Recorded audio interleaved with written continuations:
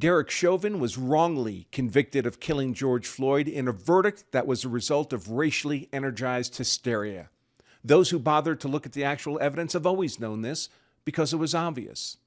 As has always been the case, the only person who killed George Floyd was George Floyd. And just days ago, a federal court provided a fresh opportunity for this simple truth to be demonstrated yet again. Let's talk about it. I am, of course, attorney Andrew Branca for Law of Self-Defense. And for those of you who stay to the end, I'll share with you how you can get a free copy of our best-selling book, The Law of Self-Defense Principles, your handbook to being hard to convict if you're ever compelled to use force in defense of yourself, your family, or your property. The big lie in the death of George Floyd is that Floyd was killed by career police officer Derek Chauvin wrongfully kneeling on Floyd's neck and back with sufficient force to stop Floyd from breathing. This has always been ridiculous nonsense. There was literally zero evidence ever offered by the state that quantified how much pressure Chauvin was supposedly applying to Floyd with his murder knee. Certainly not all of Chauvin's body weight, because Chauvin's weight was also being supported by his other leg. Further, the evidence that Chauvin's murder knee was on Floyd's neck and back was both ambiguous at best. Chauvin and every police officer in the department had been taught the knee on the back restraint technique at the academy, and over his 20-year career, Chauvin had likely performed this restraint hundreds, if not thousands of times without causing any injury to a suspect. Of course, most criminal suspects hadn't presented with the constellation of comorbidities and poor life choices made by Floyd that primed him for a death that would be unforeseeable to any of the officers making a lawful arrest of this lifelong violent criminal. Perhaps most decisive of all, however, is that there existed many other means by which Floyd's death could have been caused that involved zero malice or misconduct by Chauvin. And even one credible alternative means of death, by definition, raises a reasonable doubt that it was Chauvin's malice or misconduct that caused Floyd's death, and therefore precludes a rational jury from finding guilt beyond a reasonable doubt. In fact, I would suggest that this is actually the single best working definition of what reasonable doubt really means in the context of a criminal conviction. That is, in order for guilt to have been proven beyond any reasonable doubt, there must be no other reasonable explanation consistent with the evidence other than guilt. To put it another way, if there exists even one alternative explanation consistent with the evidence, then by definition, guilt has not been proven beyond any reasonable doubt. Indeed, I would go even further and take the question out of the hands of the jury. As a matter of simple due process, every defendant is entitled to an impartial, unbiased, and rational jury. Nobody should be subject to an irrational jury. For example, a jury verdict of guilt where the prosecution failed to show any evidence on a required element of a crime would clearly be irrational and should properly be reversed by the trial judge. No need for an appeal. This is well-established law, and it results in what's called a directed verdict, or a JNOV, a judgment notwithstanding the verdict, in which the verdict is taken out of the hands of the irrational jury. Similarly, a verdict of guilt returned where there is an obvious alternative explanation consistent with the evidence other than guilt is a similar violation of due process of law and ought to be reversed by the trial judge. No need for an appeal. In the context of Derek Chauvin and George Floyd, this means that if there exists even one explanation consistent with the evidence for Floyd's death other than Chauvin's purported murder knee, the state has not proven beyond a reasonable doubt that Derek Chauvin was the culpable cause of Floyd's death. Even without the newly proposed mechanism of Floyd's death being recognized by the federal court recently, the medical examiner's report findings in the immediate aftermath of Floyd's death was full of evidence for causes of death other than any malice or misconduct by Chauvin. First, Floyd was engaged by police because he had just been reported by a local convenience store as attempting to pass counterfeit currency. Coincidentally enough, standing on the sidewalk where all this went down was a local drug dealer who was frequented by Floyd. When Floyd was approached by police while in his vehicle, He shoved a handful of tablets into his mouth. Fragments of these tablets would later be found in his mouth and inside his vehicle and identified as methamphetamine. The only reasonable inference is that the convicted felon Floyd and lifelong drug user decided to quickly ingest the meth he just purchased from his drug dealer moments before, rather than have the contraband drugs found in his possession upon his arrest for the counterfeit money. Second, Floyd then violently fought lawful arrest against 4 officers for some 10 minutes. The officers were fully entitled to make Floyd's arrest on the counterfeit money suspicion, and their use of force in making that lawful arrest was also lawful. Unknowable to the officers, however, Floyd was not someone who possessed a physiology that would respond well to violently resisting lawful arrest. First, Floyd had substantial cardiovascular disease, including a badly enlarged heart and clinical hypertension. He also suffered from sickle cell anemia, which obviously impaired the normal function of the red blood cells that carry oxygen throughout his body. He also had existing metabolic disease in the form of a paraganglioma tumor in his pelvis. We'll circle back to that tumor in a moment because it's the subject of the recent federal court order we're going to discuss.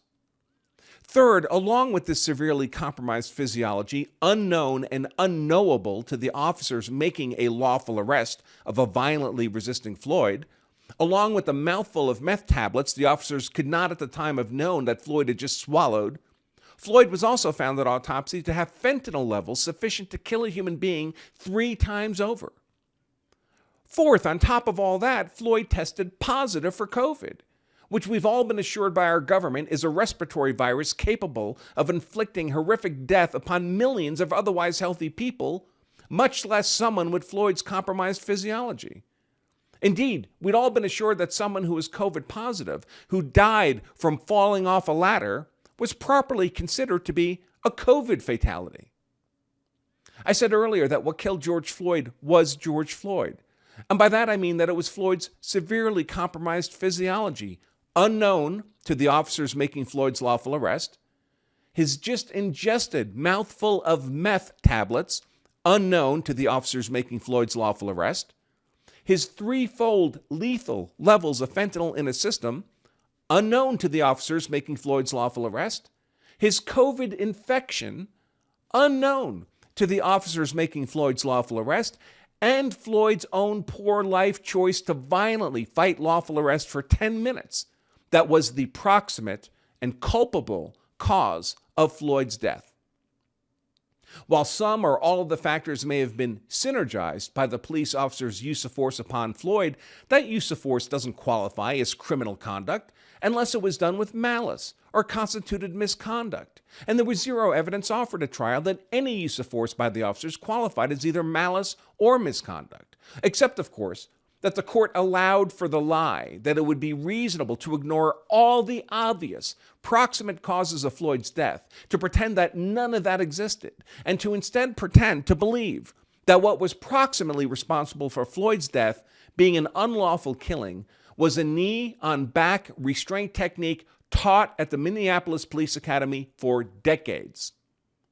Incidentally, when the medical examiner looked for evidence consistent with Chauvin having applied pressure with his knee sufficient to have caused Floyd's death, he was unable to cite even a scintilla of such evidence, noting in his report that there were no facial indications of restrained breathing. There was no injuries to the muscles of Floyd's neck or back. There was no chest wall soft tissues injuries, not even bruising. Incidentally, the PDF of this medical examiner's report is included in the description to today's show.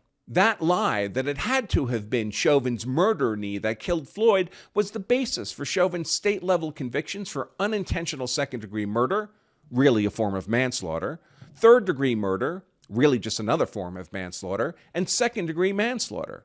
Note that not one of these convictions was premised on Chauvin having any intent to kill Floyd at all. Chauvin was sentenced to 22 years in state prison for these state-level convictions, and Chauvin was then also charged at the federal level for Floyd's death, given the claim that he killed Floyd while acting under color of law as a police officer, and Chauvin pleaded guilty to the federal charges.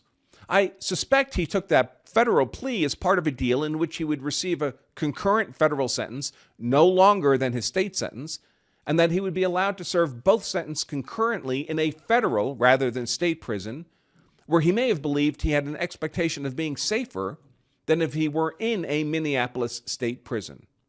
In fact, as an aside, in November 2023, Chauvin would be stabbed some 20 times by another inmate who claimed he was acting in support of the Black Lives Matter movement. In any case, that brings us back around to the recent federal court decision in Chauvin's federal conviction. Chauvin is appealing his federal conviction on the grounds of ineffective assistance of counsel. As it happens, Chauvin had the same defense attorney, Eric Nelson, for both his state trial and the federal plea deal. Chauvin's now being represented by different counsel. Chauvin's current claim is that his trial attorney and federal plea attorney, Eric Nelson, provided ineffective assistance of counsel by failing to bring to Chauvin's attention information from a medical doctor that proposed yet another mechanism of Floyd's death independent of any malice or misconduct by Chauvin. This physician, Dr. William Schetzel, had informed Nelson that it was quite possible that what killed Floyd was the consequence of the already compromised physiology I've already discussed, with the final straw being a catecholamine cascade caused by the paraganglioma tumor found by the medical examiner to be present in Floyd's pelvis. It's the theory of Dr. Schetzel that the combination of Floyd's violent resistance to lawful arrest and his otherwise compromised physiology, that it triggered this paraganglioma tumor to release an abrupt cascade of catecholamines, which have the effect of inducing an acute heart failure, pulmonary edema, an impaired ability to breathe, and subsequently death. Obviously, neither the presence of George Floyd's tumor nor its medical consequences could possibly have been known to the officers making their lawful arrest of Floyd.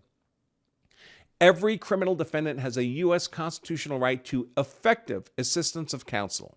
So a claim of ineffective assistance of counsel is a frequent basis for appeal of a conviction. Normally, of course, a guilty plea is difficult to appeal. Often a condition of taking a plea deal is that you're waiving all rights to appeal.